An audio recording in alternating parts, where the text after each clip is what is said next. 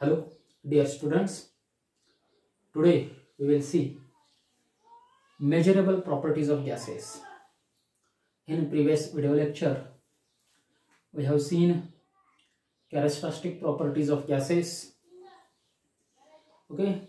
Before that, we have seen intermolecular forces use thermal energy. त्याच्यामधलं relation पण बघितले. And also we have seen two measurable properties of gases, that is mass and volume. बघितले आपण मागच्या lecture मध्ये. Today we will see remaining measurable properties of gases. Measurable means we can measure. ज्या properties आपण measure करू शकतो त्याला बोलतात measurable properties. For example, mass. We can measure the mass of a gas. We can measure the volume of a gas. We can measure the pressure of a gas. We can measure the temperature, density, and diffusion, rate of diffusion. Okay, yeah, measurable properties are here. Then third measurable property, pressure.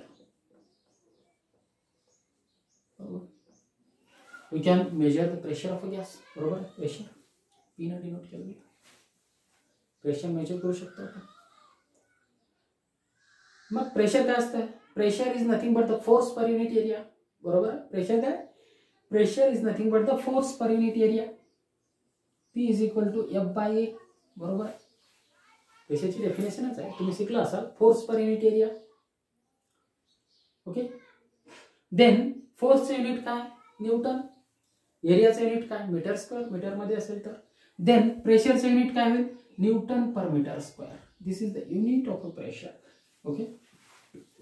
कारण फोर्सचे unit आहे Newton, एरियाचा आहे metre square, ते वरती गेलं. Newton per metre square is the SI unit of pressure. कशाचा? SI unit. आणि त्याला newton 1 newton per metre square is equal to 1 pascal. म्हणून पास्कल पण काय? एसआय युनिट आहे. पास्कल म्हणा किंवा न्यूटन पर मीटर स्क्वेअर, दोन्ही काय? SI unit of pressure. Okay. Pascal. Pascal is also SI unit of pressure. Okay. Pressure काय? त्याची डेफिनेशन लक्षात आली. फॉर्म्युला. मग प्रेशरचा एसआय युनिट काय? पास्कल और newton per metre square. And 1 pascal is equal to 1 newton per metre square. 1 pascal बरोबर किती असतं? 1 न्यूटन पर मीटर स्क्वेअर. ठीक आहे. आपण गॅसेसचं प्रेशर ॲटमॉस्फिअर मध्ये पण मोजतो, बार मध्ये पण मोजतो. आता नवीन एनसीईआरटी मध्ये वगैरे दिले की बार हे स्टँडर्ड युनिट कन्सिडर केलेला गॅसेसचं 1 बार 1 ॲटमॉस्फिअरच्या ठिकाणी. ॲटमॉस्फिअर मध्ये आणि बार मध्ये काय रिलेशन आहे? गॅसेसचं प्रेशर एमएम ऑफ एचजी मध्ये पण मोजतात. ओके. त्याचं रिलेशन काय? टॉर मध्ये पण मोजतात. पास्कल, किलो पास्कल, तर या सर्वांचे रिलेशन आपण बघूयात. न्यूटन पर मीटर स्क्वेअर आणि पास्कलचं रिलेशन लक्षात आलं. तेच आहे ना. आता 1 bar is equal to 10⁵ pascal आहे बघा, लक्षात घ्या. 1 bar is equal to 10⁵ pascal. Bar is the SI unit of sorry not SI unit, bar is the unit of pressure. Okay. आणि स्टँडर्ड प्रेशर म्हणून 1 बार कन्सिडर केलं जातं 1 ॲटमॉस्फिअर पेक्षा. ठीक आहे. 1 bar is equal to 10⁵ pascal. आता आणखी नाही काय की the atmospheric pressure is measured by barometer and the pressure of a gas is measured by manometer वगैरे. ते काय प्रेशर मेजर करण्यासाठी यूज केलेले इन्स्ट्रुमेंट आहेत, मॅनोमीटर, बॅरोमीटर. ओके. ठीक. मग बार आणि पास्कल मधलं रिलेशन लक्षात आलं. 1 bar is equal to 10⁵ pascal. Atmosphere आणि बार मधलं रिलेशन काय आहे? 1 atmosphere is equal to 1.01325 bar. म्हणजे जवळपास सेमच आहे. 1 ॲटमॉस्फिअर 1.01325 बार. बरोबर. मग आता एवढे बार आहेत तर 1 ॲटमॉस्फिअर बरोबर किती पास्कल होईल? मग आता 1 ॲटमॉस्फिअर इज इक्वल टू किती पास्कल होईल? 1 बार बरोबर 10⁵ पास्कल. 1 ॲटमॉस्फिअर बरोबर 1.01325 bar. Means 1 atmosphere is equal to 10⁵ into 10⁵ किती होईल? 5 ना 1 2 3 4 5 1.01325 पास्कल. तर 1 ॲटमॉस्फिअर बरोबर इतके पास्कल होते. ओके. आलं लक्षात? ॲटमॉस्फिअर आणि बार मधलं रिलेशन लक्षात आलं. Bar is the unit of pressure. Okay. 1 atmosphere is equal to 1.01325 bar. 1 atmosphere is equal to how many Pascal? 101.325 Pascal. किती किलो पास्कल? मग 101.325 किलो पास्कल. कारण 1 किलो पास्कल बरोबर किती आहे? 1000 पास्कल. बरोबर आहे. 1 kilopascal is equal to 1000 pascal. आलं लक्षात? हे पास्कल, अटमॉस्फिअर आणि बार मधलं रिलेशन लक्षात आलं. तर आता त्यानंतर MM ऑफ HG चं रिलेशन आपण बघूया. आता बघा,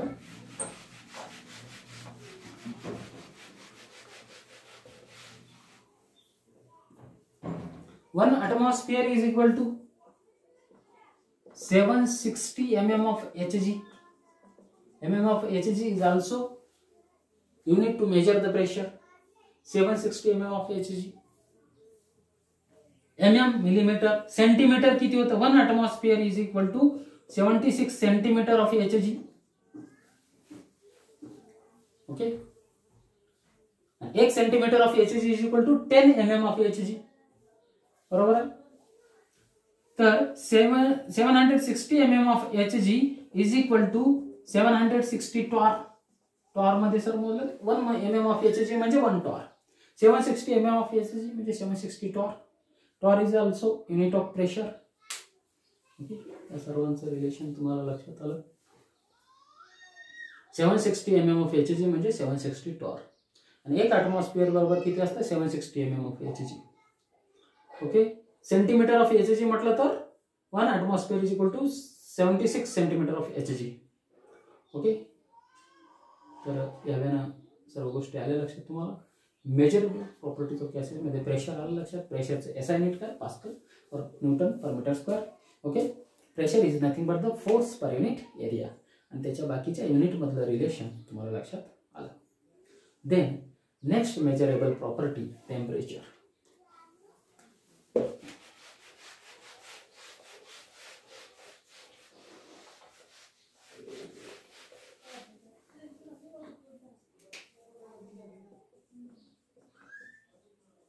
Next measurable property temperature. Hotness or coldness of an object is measured by a temperature. And we can measure the temperature of a gas. Gas cold असेल त्याचं टेम्परेचर कमी असेल. Gas hot असेल त्याचं टेम्परेचर जास्त असेल. स्टीम गॅस असेल, hot gas त्याचं टेम्परेचर जास्त असतं. ओके. तर we can measure the temperature of a gas. गॅसचं टेम्परेचर कसं मेजर केलं जातं? By using thermometer. ठीक आहे. SI unit of temperature is kelvin. टेम्परेचरचं SI युनिट काय? केल्विन. ओके. त्याला डिग्री केल्विन लिहित नाहीत. कधी लक्षात घ्या, काही काही जण डिग्री केल्विन लिहितात. That's wrong. डिग्री केल्विन नाही, डिग्री सेल्सिअस. केल्विन फक्त kelvin. SI unit of temperature is kelvin. काही काही एक्झामला ऑब्जेक्टिव्ह क्वेश्चन विचारलेला आहे. SI unit of temperature. बरेच जण कन्फ्यूज होतात, डिग्री सेल्सिअस आहे का? नाही. फॅरेनहाइट नाही. मग काय? Kelvin is the SI unit of temperature. ठीक आहे. Temperature also measured in degree Celsius, Fahrenheit etcetera. मग डिग्री सेल्सिअसचं केल्विन मध्ये कन्वर्ट करायचं असेल तर कसं करतात? Kelvin is equal to degree Celsius किती असू द्या प्लस 273.15.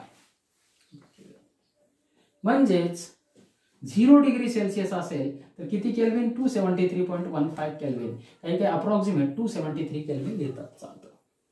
1 डिग्री सेल्सिअस म्हणजे 274 केल्विन. 2 डिग्री सेल्सिअस म्हणजे 275 केल्विन. आता किती राहू द्या तेवढे ऍड करत चालायचं. 10 डिग्री सेल्सिअस म्हणजे 283 केल्विन. 15 डिग्री सेल्सिअस म्हणजे 15 प्लस 273 किती होतं? 15 प्लस 273 किती होतं? 288 केल्विन एक्सेट्रा. 25 डिग्री सेल्सिअस म्हणजे 298 केल्विन. ओके. आता केल्विनचं डिग्री सेल्सिअस मध्ये कन्वर्ट करायचे. 300 केल्विन. डिग्री सेल्सिअस किती होईल? इथं ठेवा. हे इकडे जाऊन मायनस होईल, तेवढं तुम्हाला डिग्री सेल्सिअस येईल. म्हणजे या फॉर्म्युला यूज करून you can convert degree Celsius to kelvin and kelvin to degree Celsius. Okay. येतं लक्षात? हे झालं टेम्परेचरच्या बाबतीत. Then density of a gas. Next measurable property density.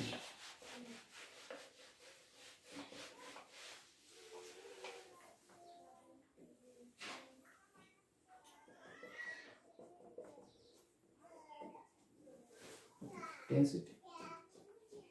You can measure the density of a gas. आणि मी सांगितलंय की gases have a low density than solid and liquid. बरोबर. Gases have a lower density than solid and liquid.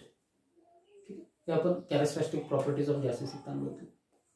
Density काय? Mass per unit volume is called as density. तुम्हाला सर्वांना माहिती आहे.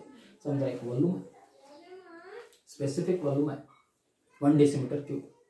समजा त्याचा मास, त्याच्यात गॅस भरला 1 डेसिमीटर क्यूब गॅस आहे. त्याचं व्हॉल्यूम झालं सपोज 1/2 kg. आणि दुसरा एक गॅस आहे, त्याचं पण व्हॉल्यूम 1 डेसिमीटर क्यूब आहे, त्याचं मास झालं 250 ग्रॅम. कुणाची डेन्सिटी जास्त? पहिल्या वाल्याची. Mass per unit volume is called as density. बरोबर. D is equal to m/v. मग याचं युनिट काय? Kilogram per volume. जर तुम्ही मीटर क्यूब मध्ये घेतलं आणि मास किलोग्रॅम मध्ये घेतलं तर याचं युनिट काय होईल? Kilogram per metre cube. Okay. Unit of density is the kilogram per metre cube. And when we increase the pressure on the gas its density increases. बरोबर आहे का? लक्षात घ्या. गॅस एका याच्यात भरलाय वेसलमध्ये किंवा कुठल्याही ह्याच्यामध्ये ट्यूबमध्ये, त्याच्यावरती प्रेशर वाढवत वाढवत गेलो, गॅसेस मॉलिक्यूल काय होत जातील? जवळ येत जातील. म्हणजे व्हॉल्यूम काय होईल? त्याचं डिक्रीज होईल. प्रेशर वाढवलं, व्हॉल्यूम डिक्रीज होईल. बरोबर आहे. व्हॉल्यूम डिक्रीज झालं, मास तर तेवढंच असणार आहे, number of moles of gases तेवढेच असणार आहेत, म्हणजे व्हॉल्यूम कमी झाले म्हणजे डेन्सिटी वाढेल. When we increase the pressure on the gas its density increases. बरोबर आहे. त्याचं युनिट आणि हे लक्षात आलं. And density also a measurable property of a gas. Okay. Then next,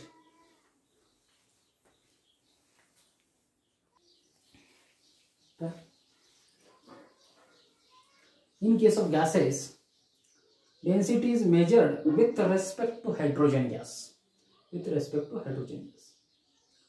आता हायड्रोजन गॅसची डेन्सिटी म्हणजे वेपर डेन्सिटी असं बोललं जातं.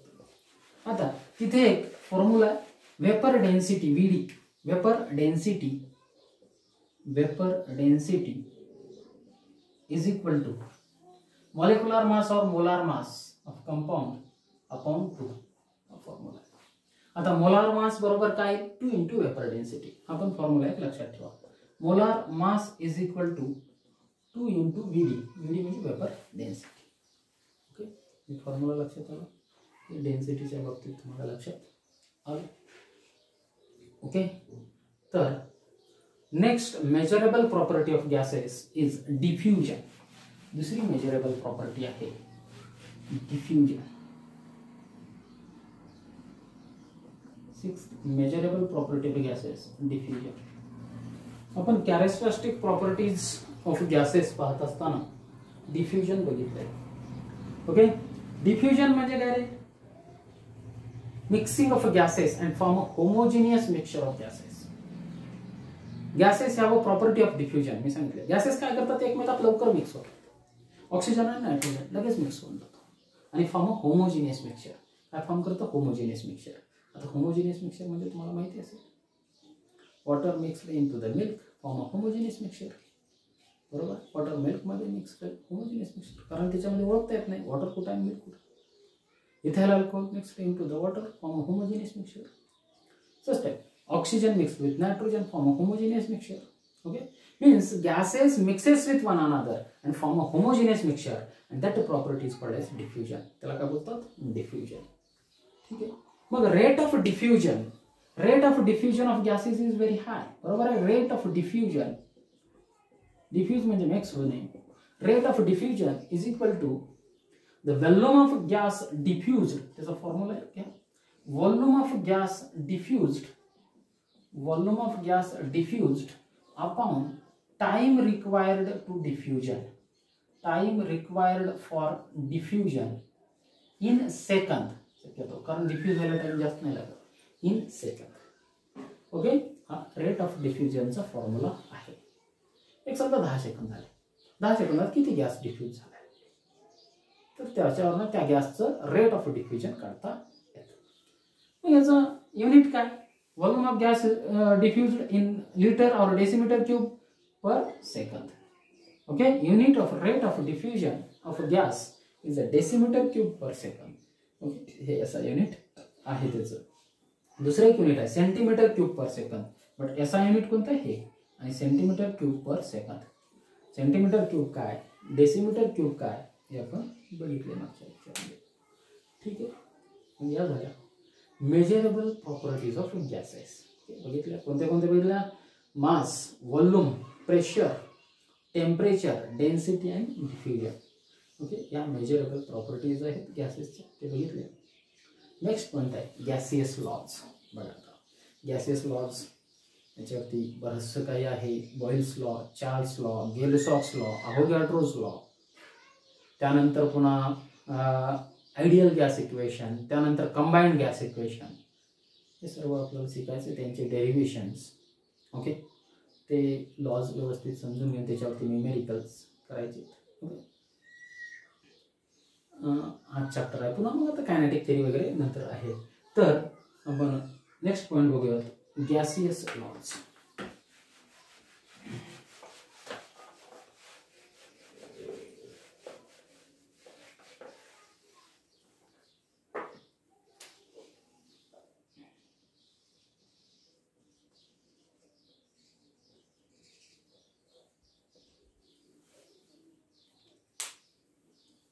सायंटिस्टने काय केलं, studied the measurable properties of gases, that is pressure, volume, number of moles and temperature. यालाच बोलतात व्हेरिएबल्स पण बोलतात, स्टेट व्हेरिएबल्स और variables. Pressure, volume, number of moles n and the temperature of a gas. Scientists studied these properties of gases and also studied the relation between these properties of gases. काय relation असू शकतं, and put forth the laws. Practically पण observe केलं and put forth the laws. मग पहिल्यांदा scientist Robert Boyle put forth the law on its experimental observation. Experimentally observe केलं, put forth the laws. And scientist Robert Boyle studied the relation between pressure and volume by putting temperature and n constant. n म्हणजे number of moles, म्हणजे mass of a gas, fixed mass of a gas. number of mole of gas पण constant घेतलंय आणि temperature पण constant ठेवलंय. and Robert Boyle studied the relation between pressure and volume of a gas. pressure and volume चं सांगितलं and he put forth the law that is nothing but the Boyle's law. त्याला काय बोलतो आपण, boils law. Boyle's law काय आहे बघूयात. Boyle's law, Boyle's name of scientist Robert Boyle. मग रॉबर्ट बॉईलनं काय सांगितलं, ऍट कॉन्स्टंट टेम्परेचर कॉन्स्टंट ठेवलं. At constant temperature a fixed mass of a gas or the pressure of a fixed mass of a gas is inversely proportional to its volume. बरं, हाच आहे Boyle's law. At constant temperature, pressure of a fixed mass of a gas किंवा given mass of a gas बोला, काही फरक नाही. At constant temperature, pressure of a fixed mass of a gas is inversely proportional to its volume. Inversely proportional to its. Okay, आलं statement लक्षात. मग त्याला mathematically कसं लिहिता येईल, P is inversely proportional to V लिहिता येतं. बघा स्टेटमेंट पर लक्षात आलं. At constant temperature, the pressure of a fixed mass of a gas is inversely proportional to its volume. ठीक आहे, at constant T. Mathematically ला आपलं असं लिहिलं, constant temperature. Okay, just a minute.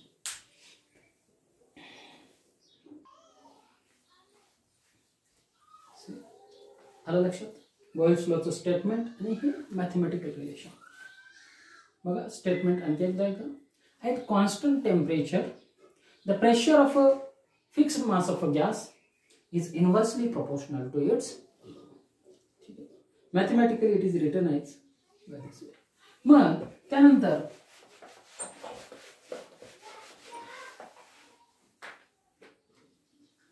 आता मॅथमॅटिकल काय, at constant T, mathematical equation of Boyle's law at constant temperature. मग आता प्रोपोर्शनॅलिटी साईन काढला, काय घ्यावं लागतं, कॉन्स्टंट घ्यावं लागतं, प्रोपोर्शनॅलिटी कॉन्स्टंट. इथं आपण K1 घेऊयात, चार्ल्स लॉ मध्ये K2 घेऊयात, गेलुसस मध्ये K3 वगैरे वगैरे घेऊयात. इथं K1 P is equal to K1 into 1/V, बरोबर.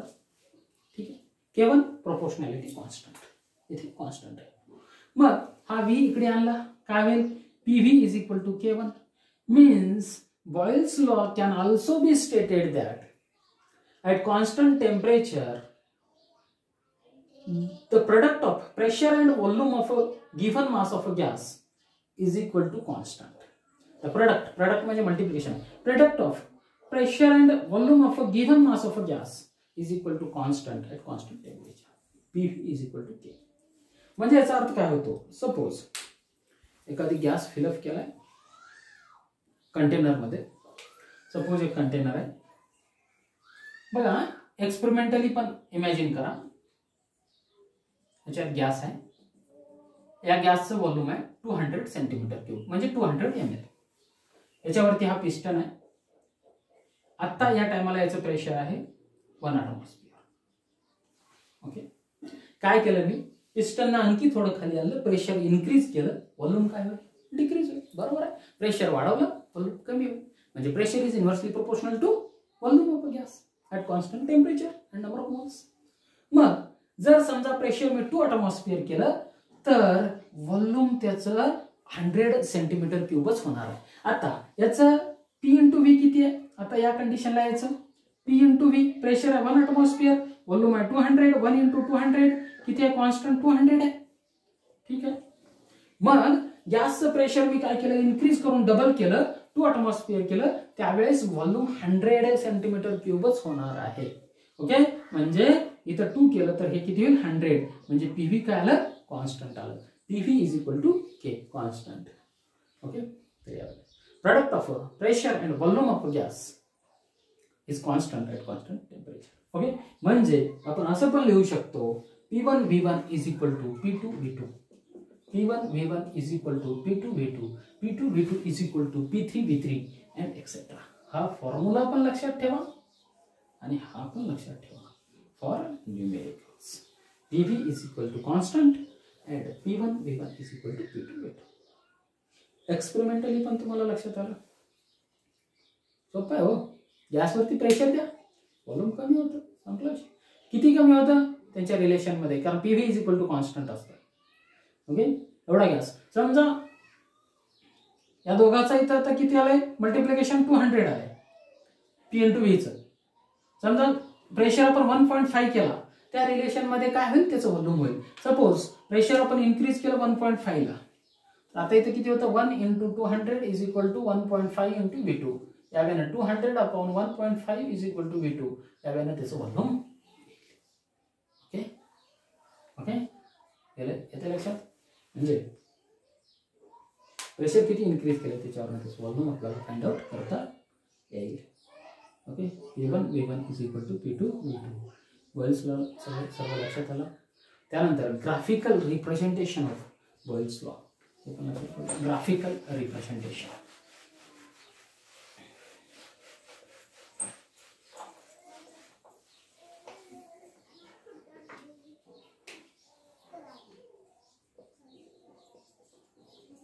Graphical representation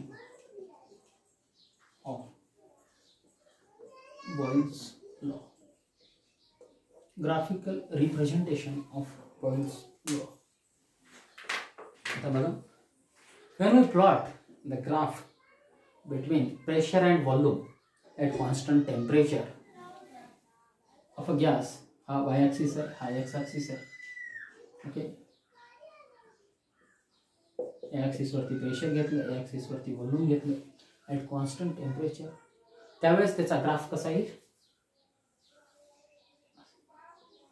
at T1 temperature, एका टेम्परेचरला T2 टेम्परेचर वाढवलं, त्याचं ग्राफ वरच्या साईडला जाईल, T3 टेम्परेचर. ओके, यावेळेला ग्राफ असेल असा curve type graph, curve. Okay, between pressure and volume. कशामधला graph, pressure of a gas and volume of a gas. Okay, when we plot the graph between PV and P, P into V and P of a gas at constant temperature or at various temperature, then we will get a straight line. त्यावेळेस आपल्याला काय भेटेल? Straight line भेटेल. कधी काढलं? PV या साईडला आणि इथे काय आहे? Pressure. When we plot the graph between P into V, product of pressure and volume, and P, at that time we will get a graph straight line. 1, 2, 3. कमी टेम्परेचर ग्राफ खाली T1, T2, T3. तर जेव्हा आपण PV into P मधला graph plot करू, we will get a straight line. And when we plot the graph between pressure and volume 1 by V, volume V नाही घेता 1 by V घेतलं. When we plot the graph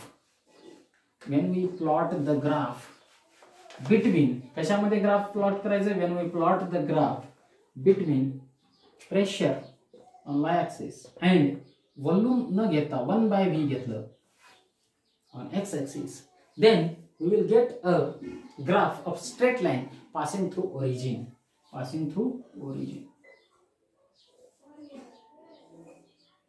T1, T2, T3. Okay. Temperature जसं वाढेल तसा graph वरच्या लाईनला जाईल. Okay, आला लक्षात? हे 3 टाईपचे ग्राफ लक्षात घ्या. तर कोणता ग्राफ बॉयल्स लॉचा आहे वगैरे एखादी वेळेस विचारतात. तर जेव्हा PV आणि P मध्ये ग्राफ आपण प्लॉट करू, then we will get a straight line. And when we plot the graph between pressure and 1 by V, then we will get a graph straight line passing through origin.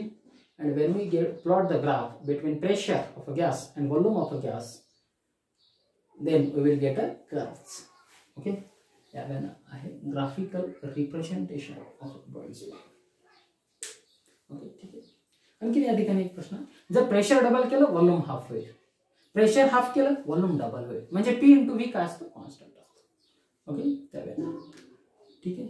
इथपर्यंत लक्षात आलं. तर हा झाला Boyle's law. Okay, pressure is inversely proportional to volume at constant temperature. आपला विषय P is inversely proportional to V at constant N90. Volume तोच आहे, त्याच्या पुढे तुम्ही त्याला डिराईव्ह करू शकता आणि त्याच्यावरती हे करू शकता. ठीक आहे. देन त्याच्यावरती नेक्स्ट पॉईंट आपण घेऊयात.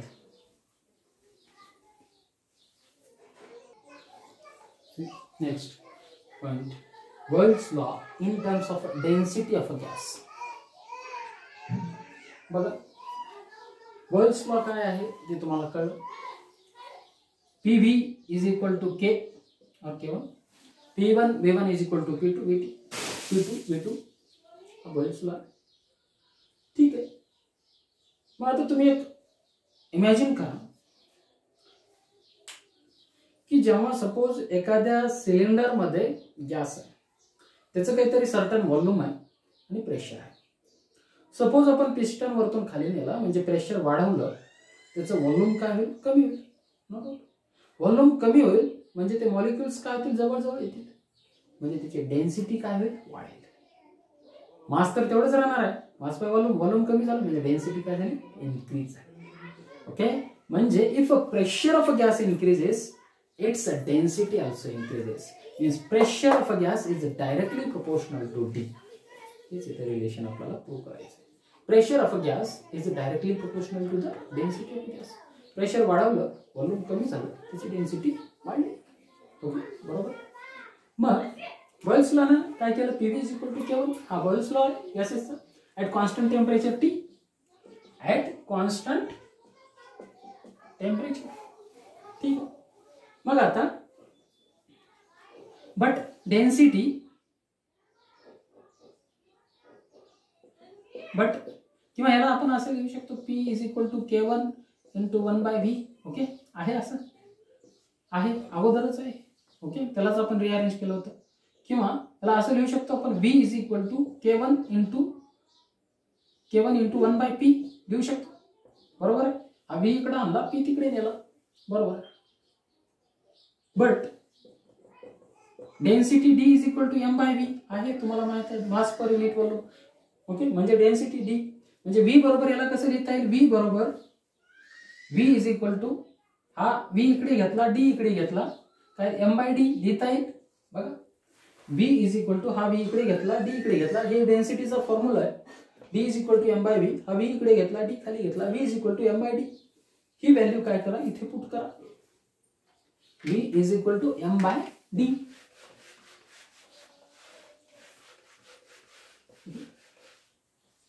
ठीक आहे. The value of volume this V put here, M by D is equal to K1 into 1 by P. आलं लक्षात, प्रेशर ऑफ गॅस. मग आता डेन्सिटी बरोबर हे करायचं, हे डी इकडे न्या, वरती न्यूमेरेटरला जाईल, हा पी काय डिनॉमिनेटरला, इकडे न्यूमेरेटरला जाईल, एम इंटू पी, K1 इकडे डिनॉमिनेटरला, K1 is equal to D होईल. रिअरेंज केलं मी, डेन्सिटी तिकडल्या साईडला नेली, ते डिनॉमिनेटरचं न्यूमेरेटरला गेलं, हे इकडे वरचे खाली आले, K1 खाली आलं, हा प्रेशर डिनॉमिनेटरला होता वरती गेला. ओके, मग डी बरोबर काय लिहिता येतं आपल्याला, D is equal to, D म्हणजे density of gas is equal to M into P upon K1. K1 काय येतं, कॉन्स्टंट आहे, मास ऑफ गॅस कॉन्स्टंट आहे, नंबर ऑफ मोल्स हे सांगितलं, म्हणजे here D is directly proportional to P. झालं proof, density of gas is directly proportional to pressure. Okay, density of gas is directly proportional to pressure. किंवा M by K1 दोन्ही कॉन्स्टंटला K dash consider केलंय, आणि D is equal to K dash into P, म्हणजे K dash इथं काय constant आहे, तर ओके, कॉन्स्टंटला कॉन्स्टंटने डिवाइड केलं तर कॉन्स्टंटच आहे.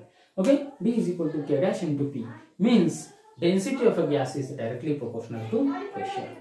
ओके, तुमचा काय होता, Boyle's law in terms of density of gas. ठीक आहे, यावेळेला बॉयल्स लॉ तुम्हाला सर्व समजलं, याच्यावरती न्यूमेरिकल्स आहेत, ते आपण नेक्स्ट लेक्चरला घेऊयात. Okay, P1 V1 is equal to P2 V2 हा फॉर्म्युला तुम्हाला न्यूमेरिकलसाठी, आणि हा पण कधी कधी लक्षात ठेवावा. ओके, ठीक आहे, याच्यावरचे न्यूमेरिकल्स आणि नेक्स्ट लॉ, चार्ल्स लॉ आपण नेक्स्ट लेक्चरमध्ये